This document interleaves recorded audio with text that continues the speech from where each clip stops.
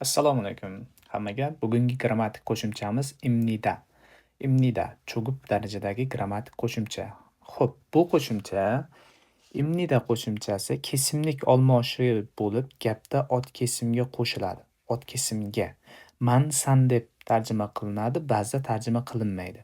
Lekin gap ot so'z turkumiga oid, mana bu joyga e'tibor berasizlar. Lekin gap ot so'z turkumiga oid so'z bilan tugasa, albatta bu qo'shimcha qo'shiladi. Ya'niki fe'l bilan emas, ot bilan tugaydi va ot kesim yasaladi o'zbek tilida.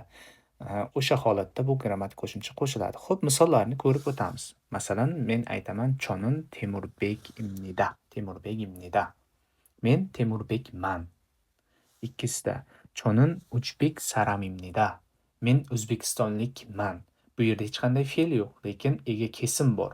Qanaqa kesim? Ot kesim. Shuning uchun mana bu holatda qo'shiladi bu. Uchinchisi: "Nana Shinin Haksengimnida."